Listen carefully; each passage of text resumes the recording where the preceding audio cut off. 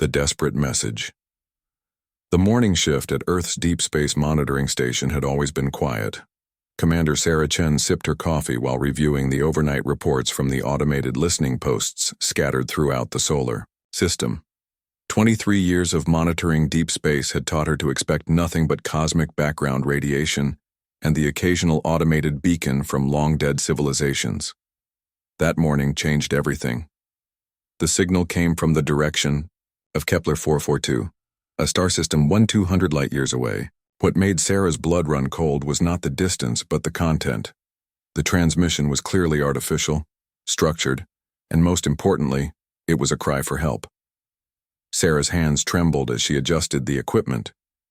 The message was repeating, on multiple frequencies broadcast with such power that it had reached Earth despite the impossible distance. She called her supervisor immediately. "Director Walsh, you need to get down here right now. We have a situation." Within an hour, the monitoring station was filled with linguists, physicists, and military officials. The message had been decoded using advanced AI translation protocols. When played through the speakers, the translated voice carried a weight of desperation that made everyone in the room fall silent. To any who can hear this transmission across the void of space, we are the Zilthara of the Kepler 442 system. We are dying. The Vextar Empire has come to our worlds with ships that blot out our suns. They have taken our children, enslaved our people, and turned our beautiful cities into camps of suffering. We are not warriors. We have never known hatred or violence. We build things of beauty and study the stars, but we cannot fight these monsters. Our population of 12 billion has been reduced to less than 1 billion in 6 months. They do not just want our resources, they want us to suffer. They broadcast our people's screams across our communication networks. They destroy our art before they take our food. They poison our water before they steal our medicine. If there is anyone out there who believes that goodness should not die in darkness, please remember us when we are gone. Please know that we try to be worthy of the gift of consciousness. We are Zilandra of the Zilthara Science Council, and this may be our last message to the universe. The transmission ended with what could only be described as the sound of distant explosions and screaming. Director Walsh was the first to speak. How long ago was this sent? Dr. Martinez, the station's chief physicist, checked his calculations. Given the distance and the method of transmission, approximately 18 months ago. But Commander, this signal is using some kind of quantum entanglement amplification. That's technology we don't even have yet. Sarah stared at the waveform analysis on her screen. They're more advanced than us, and they're being slaughtered by something even worse. Word of the transmission reached the highest levels of government within hours. President Elena Rodriguez convened an emergency session of the Global Security Council. Representatives from every major nation gathered in the secure chamber beneath the United Nations building. The Zilthara message played 3 times before anyone spoke. Finally, General Thompson broke the silence. "We don't even know if they're still alive. This signal is 18 months old. But we know they existed," replied Dr. Sarah Kim, Earth's leading xenobiologist. "We have proof that intelligent life exists beyond our solar system, and that it's being systematically destroyed by something called the Vextar Empire." Secretary of Defense Harrison leaned forward. "What exactly are we supposed to do about it? Even if we had the technology to reach them, which we don't, we're talking about a 1,200 light-year journey." Admiral Marcus Kane, head of the Terran Defense Fleet, had been quietly reviewing technical specifications on his tablet. "Actually, we might have an option. The experimental fusion drives we've been testing could theoretically reach near light speed. With time dilation effects, a journey to Kepler 442 might take subjective time of about 3 years for the crew." President Rodriguez studied the faces around the table. "Admiral, are you suggesting we mount an interstellar military expedition to help aliens we've never met?" "I'm suggesting we consider it, Madam President."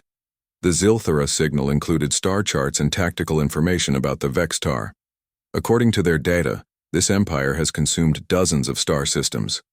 They're not just conquerors, they're exterminators who seem to enjoy causing suffering. Dr. Kim activated a holographic display showing the decoded information from the Zilthara transmission. The Vextar appear to be a species that has built their entire civilization around domination and cruelty. They don't just want resources or territory, they want to break the spirits of other species before enslaving them. General Thompson studied the tactical data. If this information is accurate, we're looking at an enemy that controls multiple star systems and has been expanding for centuries. What makes us think we could make a difference? Admiral Kane smiled grimly. Because they've apparently never encountered humans before. Look at their tactical profiles. They're used to fighting peaceful species that surrender when faced with overwhelming force. They use fear and psychological warfare because their enemies typically give up after seeing a few atrocities. Secretary Harrison frowned. And humans are different because? Because we get angry, Kane replied. Every species the Vextar have conquered seems to have valued individual survival over collective justice. They negotiate, they surrender, they try to save themselves. But humans? We have a history of fighting harder when we see innocents being harmed. The debate continued for hours. Some argued that Earth had no business interfering in alien conflicts. Others worried about the technological gap between humanity and an interstellar empire. But gradually a consensus emerged around one simple truth. If humanity had the power to help and chose not to, they would have to live with the consequences forever. President Rodriguez called for a final vote. The question before us is simple. Do we attempt to render aid to the Zilthara, knowing that we might be risking human lives for strangers we've never met? The vote was unanimous. Within weeks, Earth's greatest minds were working around the clock to prepare humanity's first interstellar military expedition. The experimental fusion drives were installed on 12 of Earth's most advanced warships. The fleet would be led by the UES Determination, a massive carrier equipped with the most sophisticated weapons and defensive systems humanity had ever built.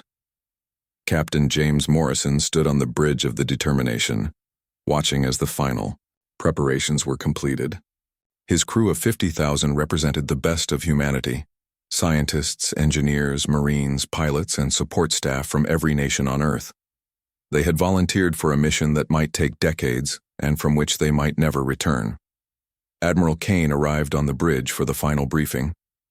Captain, our long-range sensors have detected continuing transmissions from the Kepler 442 system. The Zilthara are still alive, but the signals are getting weaker. Morrison nodded. How long until we reach them? At maximum burn, 3 years. Subjective time. About 4 years Earth time due to relativistic effects. Dr. Chen, who had been assigned as the fleet's communications specialist, looked up from her console. Sir, I've been analyzing the Zilthara language patterns. They appear to be a collective-minded species, but not in the way we usually think of it. They seem to make decisions based on what's best for all life, not just their own species. Morrison considered this. And the Vextar? Complete opposite. Their communications suggest they view compassion as a mental illness. They literally cannot understand why anyone would sacrifice for non-relatives. Admiral Kane activated the ship's communication system. Attention all hands. In approximately 6 hours, we will depart Earth's solar system on humanity's first interstellar military mission. We go to fight an enemy we've never seen to save a species we've never met in a war that is not our own. Some of you may wonder why we're risking everything for strangers. The answer is simple, because that's who we are.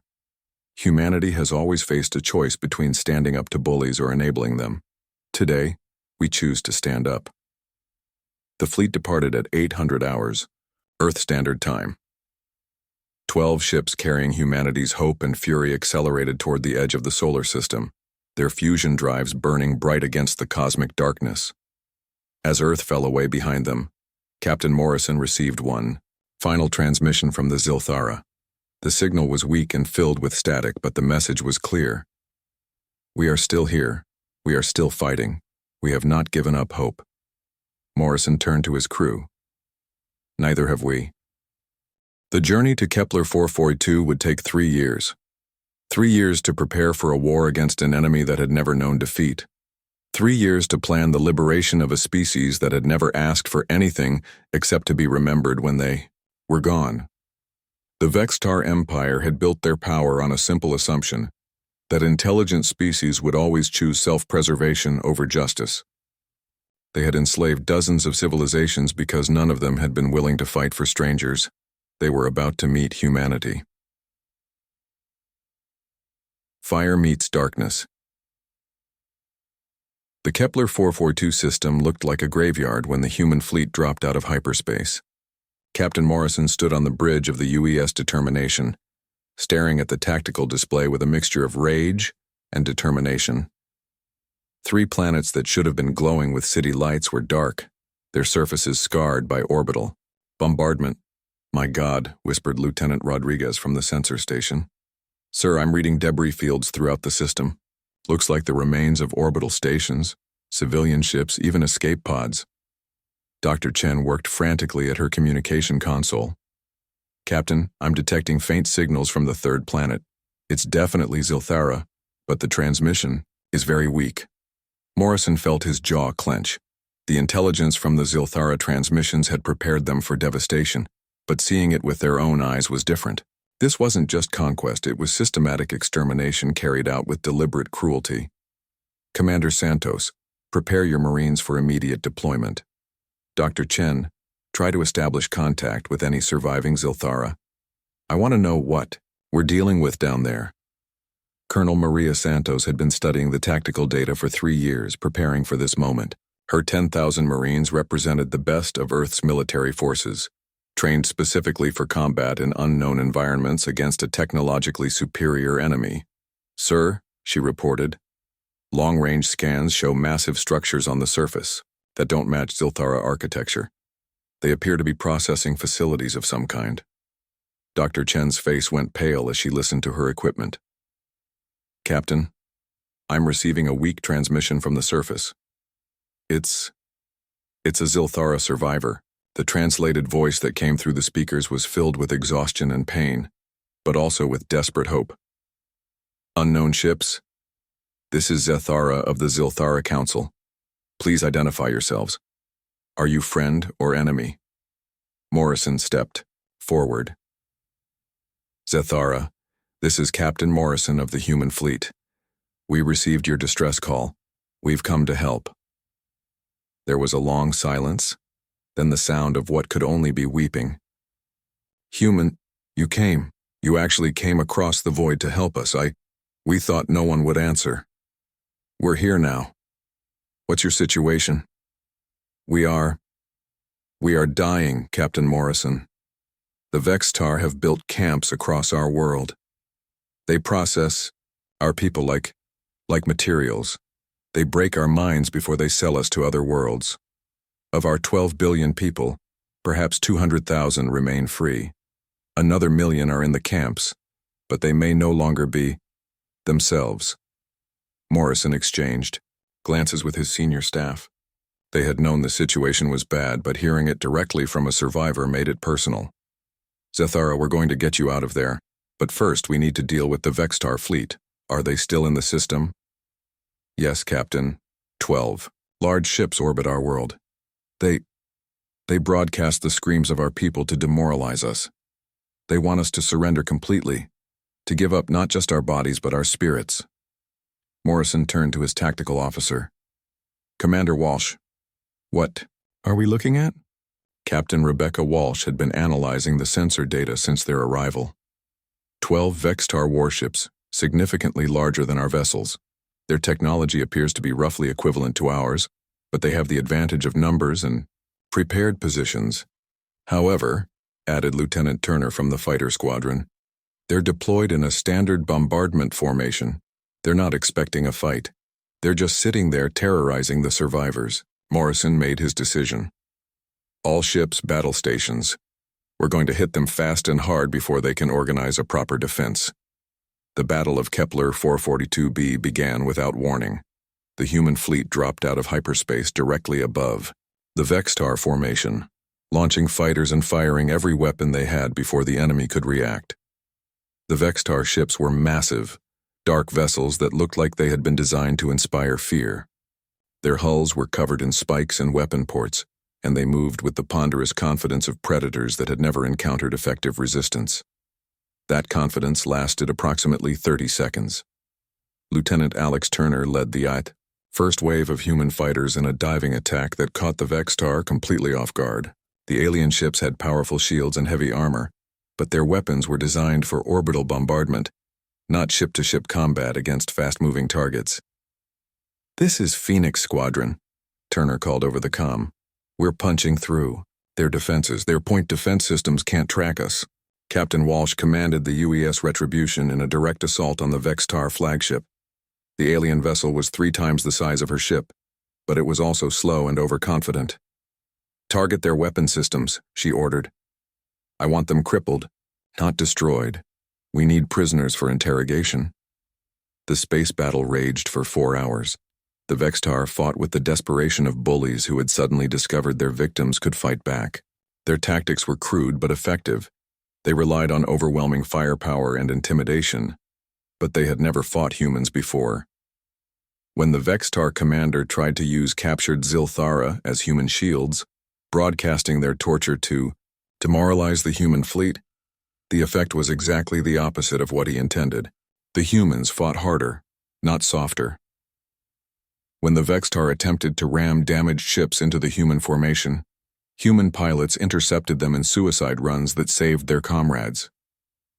When the Vextar tried to retreat to bombard the planet's surface, the humans pursued them into the atmosphere, fighting through anti-aircraft fire to protect the civilians below.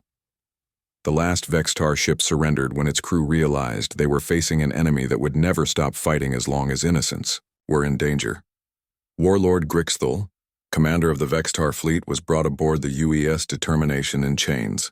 He was a massive creature, easily 8 feet tall with black scales and glowing red eyes. His species had evolved for intimidation and violence. Captain Morrison studied the alien commander with cold eyes. "I want to know the location of every Vextar camp, every slave ship, and every processing facility in this system." Grixthal laughed, a sound like grinding metal. "You think you have won, human? You have destroyed one small fleet. The Empire controls 50 star systems. When they learn what you have done, they will come in numbers that will blot out your sun." "Let them come," Morrison replied. "We'll be ready." "You fight for creatures that are not even your own species," Grixthal said, his voice filled with genuine confusion. "Why do you risk your lives for these weak beings? What do you gain?" Morrison leaned forward. "We gain the knowledge that we stood up to evil when we had the chance. We gain the ability to sleep at night knowing we did the right thing. Those are concepts your species clearly cannot understand." While the space battle raged, Colonel Santos had been leading the ground assault on the Vextar processing camps. What her Marines found there tested their resolve and strengthened their determination in equal measure. The camps were designed for maximum psychological impact. The Vextar had turned the process of breaking intelligent beings into a science. They separated families, forced parents to watch their children suffer, and used advanced neural conditioning to destroy the personalities of their victims. "Colonel," reported Sergeant Kim over the radio, "we've secured Camp Alpha. We've got about 15,000 Zilthara survivors, but many of them are in bad shape. The Vextar have been using some kind of neural conditioning that... God, ma'am, they've turned sentient beings into living robots." Santos felt her anger reach a new level. "Sergeant, I want every Vextar in that camp alive for questioning, and I want our medical teams to start working on the survivors immediately." The liberation of the camps took 2 days. When it was over, the humans had rescued nearly $800,000 Zilthara from various stages of the Vextar processing system. Many could be helped, but others had been so broken that they might never recover their original personalities. Dr. Zethara, the elderly Zilthara, who had first contacted the human fleet, stood with Captain Morrison on the bridge of the Determination. The alien was tall and graceful, with pale blue skin and large, expressive eyes that had seen too much suffering. "Captain Morrison," she said, her voice filled with emotion, "my people have a saying. The measure of a species is not how they treat their own, but how they treat strangers in need. By that measure, humans are the greatest species we have ever encountered." Morrison looked out at the planet below, where human medical teams were working alongside Zilthara survivors to rebuild what had been destroyed. Dr. Zethara, we didn't come here to be praised. We came here because it was right. That, she replied, is exactly why you deserve praise. The interrogation of captured Vextar revealed the true scope of their empire. 57 star systems, 43 enslaved species, and a military doctrine based entirely on the assumption that mercy was weakness. They've never encountered a species like us, reported Commander Walsh after reviewing the intelligence. Every civilization they've conquered either surrendered immediately or was crushed within months. They literally cannot comprehend a species that fights harder when witnessing injustice. Morrison studied the star charts showing Vexitar territory. Then it's time they learned. The message that went out from Kepler 442 was broadcast on every frequency, transmitted to every corner of the galaxy. It was addressed to the Vextar Empire, and it was delivered in their own language. This is Captain James Morrison of the Human Fleet. We have liberated the Zilthara people and destroyed your forces in the Kepler 442 system. We know about your other slave worlds, your processing camps, and your empire built on suffering. We are coming for all of them. You have built your power on the assumption that intelligent beings will always choose self-preservation over justice. You have enslaved dozens of species because none of them were willing to fight for strangers. You were wrong. We are humanity, and we fight for those who cannot fight for themselves. Surrender your slave worlds and face trial for your crimes, or face the consequences of your actions. We are coming, and we will not stop until every innocent being you have enslaved is free. The message was received across the galaxy within days. The Vextar Empire's response was swift and predictable. They dispatched their largest fleet toward human space, confident that these strange new aliens would surrender when faced with overwhelming force. They still didn't understand who they were dealing with. On the surface of Kepler 442b, human engineers worked alongside Zilthara scientists to rebuild the communication arrays that would allow the liberated world to contact other species throughout the galaxy. The message they sent was simple but profound. This is Zethara of the Zilthara people. We were slaves, but now we are free. We were dying, but now we live. We were alone, but now we have allies. The humans have shown us that goodness still exists in the universe. They crossed the void between stars to fight for strangers they had never met. They risked everything to save us, and they asked for nothing in return. If you are suffering under the weight of oppression, know that you are not alone. If you are facing enemies who seem too powerful to defeat, remember that courage is contagious. The humans have lit a fire in the darkness, and that fire is spreading. Hope is coming to the galaxy, and it burns with the fury of those who refuse to let evil triumph.